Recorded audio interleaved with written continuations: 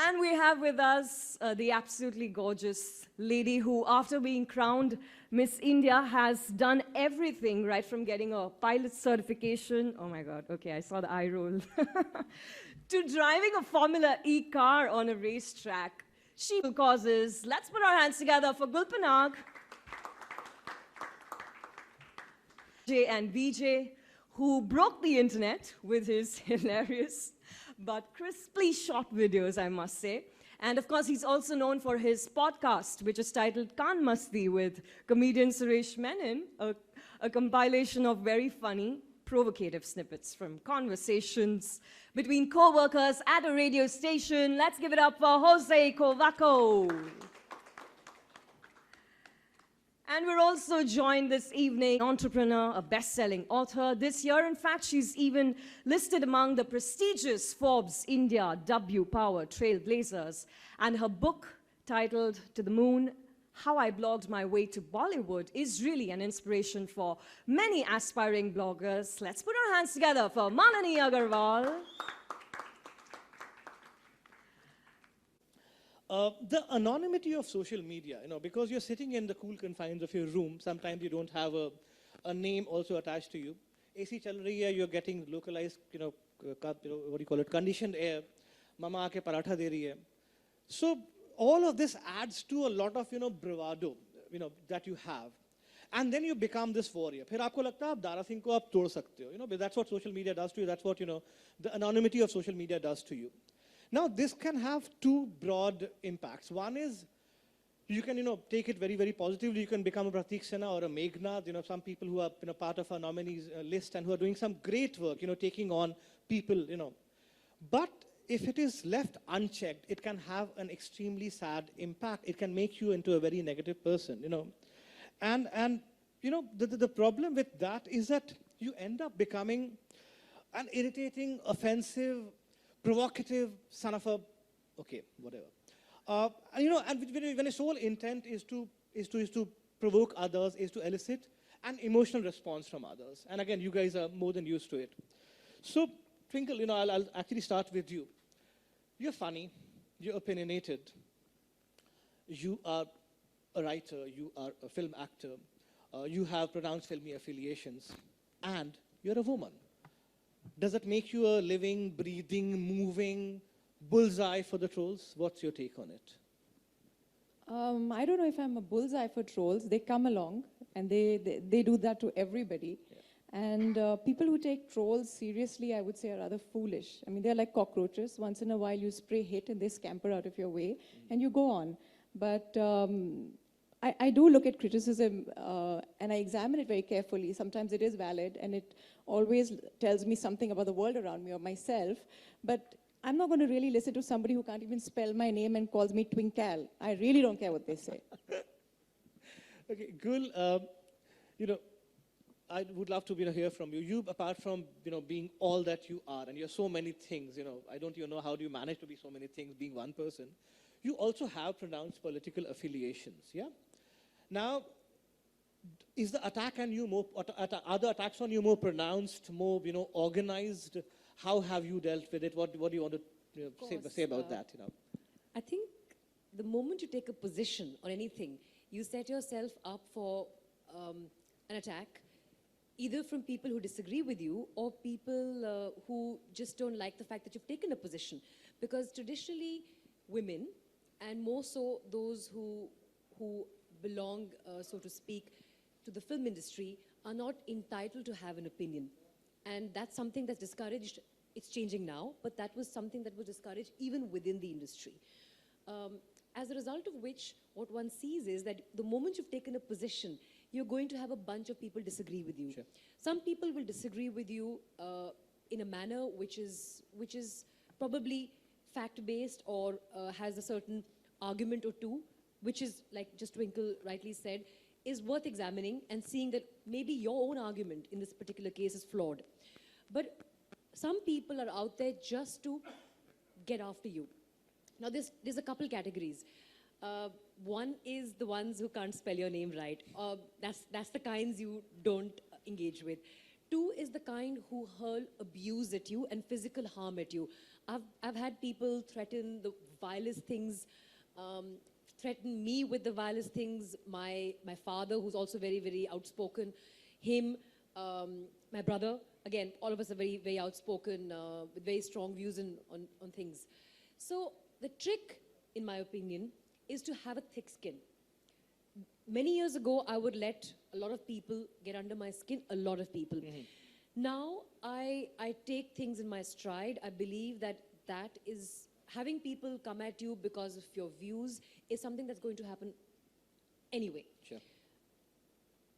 The important thing is to reserve the right to examine yourself and see whether you could perhaps take a better position. And the other thing is never, ever, ever lose your cool. Because too many of us have lost the moral high ground when we've resulted in or reduced ourselves to the trolls' vocabulary. So I always choose the charming route. No matter how much somebody will abuse me, I will at best say, you're very well brought up. But I will never abuse online. I will never let go of the moral high ground and give and cede that to the troll. And I think that's the only way you're able to slay them, with a bit of charm and some borrowed wit, which, of course, one would find in ample on Twinkle's timeline. So I think that's the way forward. They are going to be there. They aren't going to run away. True. And there are organized attacks, especially when so there's something, and it has something to do with your political affiliations, of course, but it also has something to do with you taking a position which is contrary to the majoritarian one, and then the bugle is sounded, and they come and hunt you in packs. So the hounds come, and they come and hunt you in packs. So I think you've just got to be aware that these are hounds that are hunting. You've got to be the fox and outmaneuver them. But in some cases, it becomes slightly scary. So there's this Quint journalist who wrote a piece on the entire Facebook event that they wanted to do, where the Bolna Auntie Aun Kya, that Om Prakash Mishra, the singer, people wanted to come gather at a place and, So she wrote against it. She said that it's a misogynistic song and the man has, he should not be promoted, he should not be encouraged. And they, gathered at various Facebook forums, and then they decided to give it back to her, gave her rape threats, gave her death threats, and it became they had to file a police case and all, So it ceased to be just one guy trying to act cocky with you, a guy trying to act smart with you. It kind of translated into something really, really sad, and they took her picture, morphed her, and, you started using, her on social media. So she went through a huge, issue, Sorry. I think that is a lacuna in the way social media platforms function, because typically this kind of abuse is aggregated on mediums like Twitter and Facebook, and more often than not, the position taken by the platforms is that you have to take a long, arduous route via the cyber cell and register complaints and deal with it the way the law would have you deal with it. So the fact is that we live in a real world. When you're putting yourself out there, you have to be prepared for people who are not going to say flattering things. And I just want to open the conversation up a little bit from trolls specifically to anybody saying things to you that are unkind or unpleasant. And a lot of famous people have actually left Twitter because in the past, we've had a sort of interaction which was tempered and filtered. So publicists helped you make sure that there weren't too many acrimonious or anti-pieces written about you and everything was in a controlled environment. Here comes social media where it sort of democratized the ability to have a conversation and say things about you. And suddenly you do get your bouquets, but you also get a significant number of brickbats. Now coming back to being a woman in social media, there are going to be people who will say stuff to you. There's no getting away from that. And I think you've got to, I mean, I don't want to use the word toughen up, but you've got to have the ability to dismiss and discount. And when there is serious bodily harm intended or threatened, then you have to have what it takes to take the fight to its logical conclusion. And that's where a lot of us give up, because the process of going to a police station, registering an FIR is arduous. And our law enforcement mechanism isn't the easiest to deal with. So if anybody who's ever gone into a police station, try and get an FIR registered, even for a phone that's been taken from your hands. I think I'm dominating and monopolizing the mic. I have to let go in a second. But we don't see these things through. Sure. And because we don't see these things through, we don't have very many people actually being deterred by it. So today, anybody can hurl abuses and bodily harm and threats and threats of rape and the like, and get away with it because no one has the intent to go follow the course, go to the cop station, get it done, be like, yeah, you know, it's so inconvenient, let me block him. So I think therein lies half of the problem. Sure. So we've got to discount some, and then if you really feel threatened, you've got to go out there and make sure that you get this guy. Sure, sure. Malini, you don't have any political affiliations, Check. You don't have any political affiliations at all, and yet you also, have your own, face your own share of trolls. Are most trolls trolling you in particular, or a lot of people like you, is because they can never become you? Is it because they're jealous of your success of you? Would you actually attribute it to that they're plain jealous? You know, I think if you sort of zoom out and think about it, why people troll people, it's not really about you at all. It's about them. And you have to look at it this way. So the opposite of love isn't hate, it's indifference. So there's two ways that you need to look at trolls. One, and what we tend to do is we try to kill them with kindness, and sometimes we try to use humor. But the point is that you have to try to zoom out and approach people who troll you with a shield of empathy and kindness. This is not for them, it's for you to try to understand that whatever this person is, for whatever reason they're coming and saying nasty things to you, it's really something that's going on with them. Sure. So what we try to do is stay above the fray and ignore it, or we kill them with kindness however we can. My mother is really good at this because my mother spends a lot of time on social media trolling my trolls. So somebody put up a picture, I put up a picture and someone commented saying, Malini, you're looking old. So my mother wrote, so what? You're getting younger, then you're going to turn into a baby, and then what? You know, so I thought it was amazing. And I think the thing is that, one, you have to have thick skin. Two, you have to not take yourself so seriously. Because at the end of the day, what matters, right? Just like Twinkle said, the people who matter are the ones that you care about, the ones whose opinions you care about. And yes, people troll us for various reasons. I get trolled if I put up a picture of a particular actress. The other actresses' fan clubs will say, how much did she pay you? You know? So we'll get a lot of, I'm like, if everyone paid me, I would be on a yacht. Have you seen my car? It's so busted. No, so it's like literally a lot of that kind of trolling. Then they'll be trolling about, Malini, why do you only put pictures of yourself up, you know, talking to celebrities, or whatever the thing is. And I think it comes down to very often just loneliness. And I've realized when I reply to some of the trolls, they get so happy that I said something, you know, in response to them. So I'll say whatever in response, thanks for dropping by, sorry you felt bad or you didn't like it. And then they'll be really nice back, you know? Yeah. So I think it's really about people, it's a cry for attention, and it's something that's going on in their minds. And I think that's the way you have to approach it. Sure. Tanmay, you've been a veteran at facing trolls, you know, for God knows how many years. You know, you've been you are the Oh, last- my trolls are like lawyers and cops and shit. Like, this Twitter and all is like very basic. So the question to you is, you can also be perceived as a troll, and that you also take yeah. people's, Tanmay cases. trolled me once. You did, Yeah. yeah. So when the entire Snapchat controversy happened, I read somewhere that Acha is getting it back.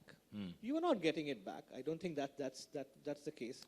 But the Sachin Tendulkar Lata Mangeshkar controversy, am I allowed to talk about it? Yeah, feel free. Okay. There was no case, by the way. Everyone assumes there was a case, but there was no case. Yeah. So trolling versus, and you got trolled big time at that point of time. You know, people went berserk. How do you maintain your sanity when something like this happens? You know, how do you stay normal? Because people are at it and they're very vitriolic, and especially in that case, I saw both Sachin's fans and Lata's fans were at it. I think they wanted to kill you or some such, you know. Sorry, what's the question again? So how do you deal with this? How do you deal with this entire thing? How do you stay sane? You can't. It's like first thing what I did was, I just started to learn how to put the laptop down. Like, I think that's step one. And you realize that beyond the laptop screen, everything else is fine. I went to Dulali that evening, and it was amazing. I realized that, oh, nobody here actually cares. It's just in this ecosystem because they're at the center of it, it feels like. But if you just keep your laptop and just go out, you go like, oh, it's all good. I think online trolling apart, like, I'm so immune. It's a scab it's wounded so often that I don't care anymore. I'm more worried about when the judiciary is the punishment. The law is the punishment. I'm more worried about when there's like 16 FIRs against you for making a dick joke on stage. That's when the problem arises because it ruins your life. And I think the biggest at least in my profession, comedians are, like the word trolling it's been used too much. Like if you make fun of anybody, it's called trolling now, etc., etc. So comedians are inherently trolls to everybody. We're taught to punch up. The biggest disadvantage of stuff like this is self-censorship more than anything else. That's the biggest byproduct. That's the worst part about the law coming after you. Because tomorrow, if I want to make a joke about Amit Shah, I'm going to think about it 3, 4, 5 times before I do it. So that's the worst part. The comedians, the country is losing some fantastic opinions, is what I think. So you just have to keep fighting it. But for that, I mean, then it goes far beyond the trolls, the visible trolls. It's, now you're talking about the Yeah, I don't even itself. care about, Yeah. Weber_0385 with an egg has That's his not my display handle. picture. That's not your handle, I know. I think everyone should just be made like link your Aadhaar to Twitter and the problem will get solved immediately. Just link your Aadhaar to Twitter, to every social media. You're accountable for what you say, and then it's over. Okay. So, yeah. So, and this is actually pertaining to both Jose and you, but Jose, I'll love it if you give it a shot. Is humor the best way to give it back to trolls? But because you're still engaging with them, you're still, talking to them, or is it just ignore, move on? I mean, and you use humor brilliantly. So I used to reply to a lot of people before, and then I realized a lot of these people are just trying to waste my time. So they're just wasting your time. They don't really want to know the answer to something, or they don't want to expand their view of it. They don't even want to help you out. So you're essentially wasting your time, even replying to some people. So over the years, I've kind of figured out, it's gotten a little easier to figure out who's really engaging and who's not engaging. Like the guy who's saying, "Hey, teri maa," is not really engaging you. He wants to say something about your mother. Yeah. So over time, I sort of figured out who I can engage with, who I cannot. And yeah, like I think Gul and Tanmay have covered the whole trolling space a lot. A lot of it is just imagine you're thinking about the negative things that somebody said to you a whole day later. You're wasting your time. But it's a very real impact. So it's like someone sending you an SMS. We talked about this really long back, but now a tweet or a Facebook message is the same as sending an SMS. It's coming directly to your phone, so it affects you directly. So like Gul said, you gotta, I guess, get a little thick about it. And the best thing to do is block indiscriminately, mute people, mute the crap out of them, stop tweeting. Okay, Just so delete your Facebook account. no, I don't think we'd be here if we'd be deleting our account. So actually, Twinkle, it's the next one is for you. So ignore, engage, or block. I mean, we have discussed all three. So About them right now is a waste of time. I don't even think about Bang them. on. It's really a waste of time. You have to just go on, do what you're doing, and just walk straight on. That's it. See, Moses part the sea, go on. That's it. but these guys are there to stay. The online bullies are. The online bullies are there to stay. So they would always be around, and sometimes they can impact you. Sometimes they can depress you also. So and Gul is nodding.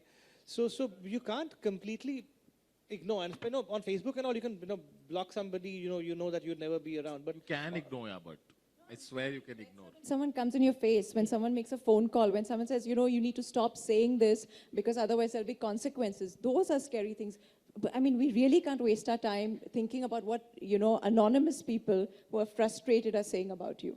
And there's a short shelf life, they'll troll you and then they'll move on. In like 48 hours, they've got somebody else to troll. IT cell से email आ जाएगा तो किसी और के पास जाना पड़ता है तो अभी क्या करें?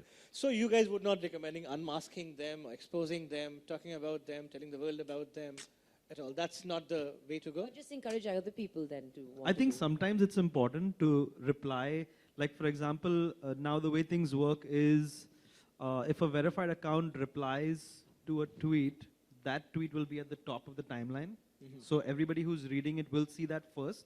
So let's say someone tweeted some fake news and and you decide to ignore that, that's a bad idea, because then everybody's just sharing that and sharing that. And the first reply should ideally be the truth. So sometimes I will go out of my way to reply to something that I think needs an answer, or that I think people should see. But otherwise, most of the time, I think you should ignore. The last question of the day, and this is for all of you.